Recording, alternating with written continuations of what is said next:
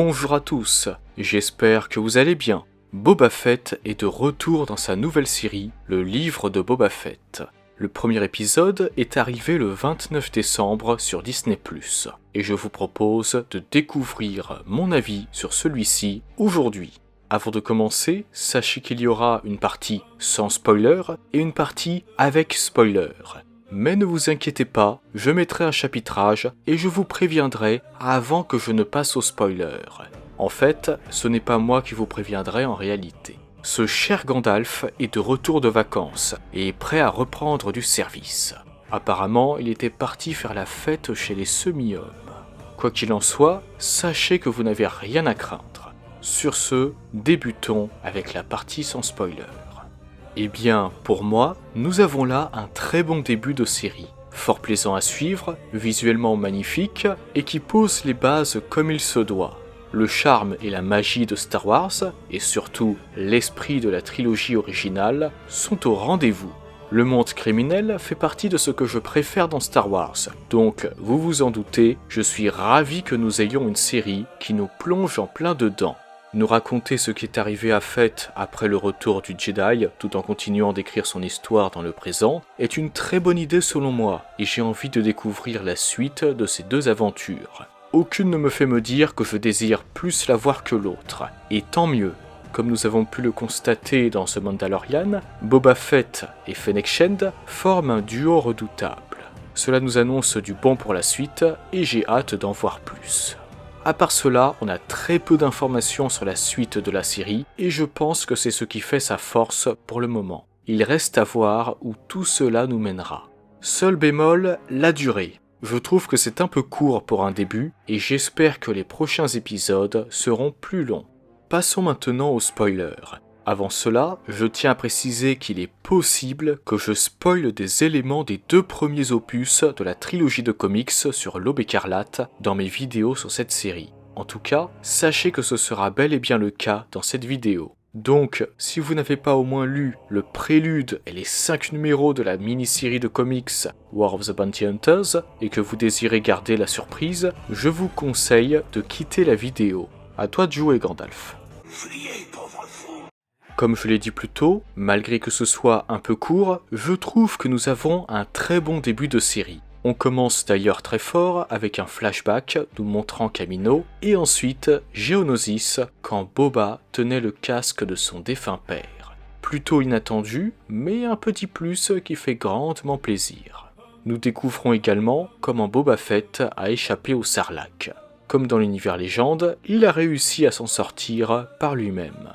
Ce qui est étonnant cependant, c'est que contrairement à ce qu'on nous affirme dans le roman Riposte, dette de vie, l'épave en feu de la barge des sables de Jabba ne s'est pas abattue sur lui, mais s'est écrasée juste à côté.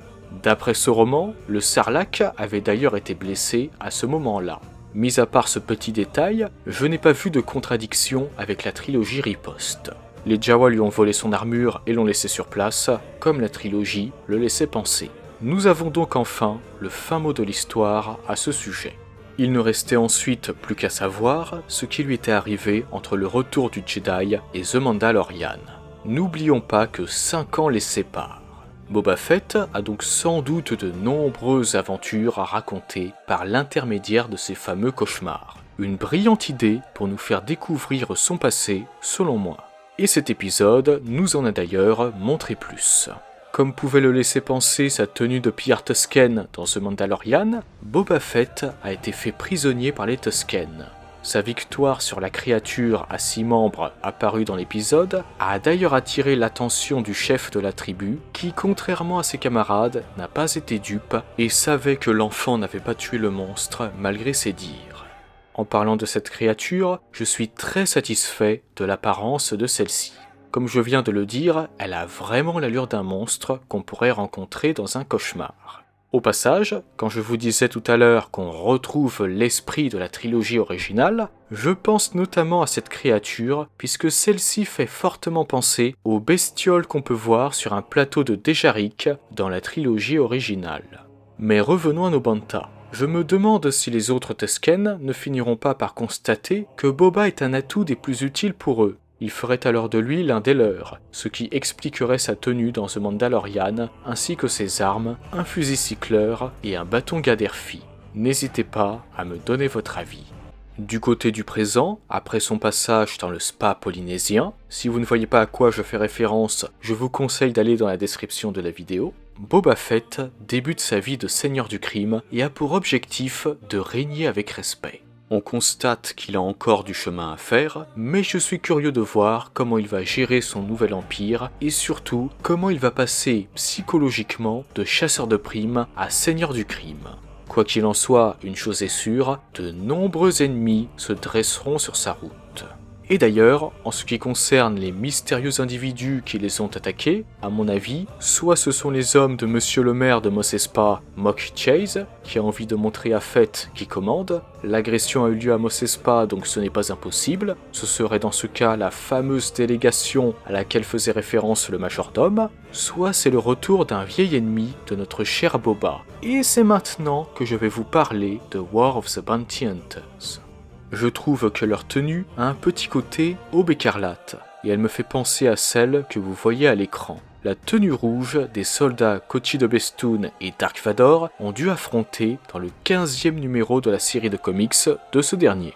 Ça ne me surprendrait pas d'ailleurs que le tatouage qu'ont les mystérieux assaillants sur leur visage soit une représentation stylisée du symbole de l'aube écarlate.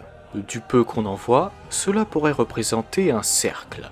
S'ils appartiennent vraiment à l'Aube écarlate, nous pourrions retrouver un personnage dont le retour dans une série ou un film est très attendu. Kira, qui est déjà revenu dans les comics et qui était toujours à la tête de l'Aube écarlate lors des événements de la trilogie originale. N'hésitez pas à me dire ce que vous en pensez. Voilà tout ce que j'avais à dire sur ce premier épisode de la série Le Livre de Boba Fett. Un premier épisode dont je suis très satisfait et qui annonce du bon pour la suite. C'est d'ailleurs une bonne chose qu'une bonne partie de ce qui nous a été montré dans les bandes annonces provienne du premier épisode, car cela nous permet de garder la surprise sur la suite. Et vous le savez, j'aime les surprises. En tout cas, de votre côté, n'hésitez pas à me partager votre avis sur cet épisode. Si vous avez des théories et des prédictions, n'hésitez pas également à m'en parler en commentaire. C'est avec plaisir que j'en discuterai avec vous. Sur ce, je vous souhaite une excellente journée ou une excellente soirée, que la force soit toujours avec vous, et moi je vous dis, c'est la fête! Merci à toi d'avoir visionné cette vidéo. Si elle t'a plu, n'hésite pas à la liker et à la partager. Cela permet de soutenir la chaîne. En outre, si ce n'est pas encore fait, tu peux t'abonner et activer la cloche des notifications pour être au courant de la sortie de toutes mes futures vidéos. Sur ce, que la force soit avec toi, à jamais.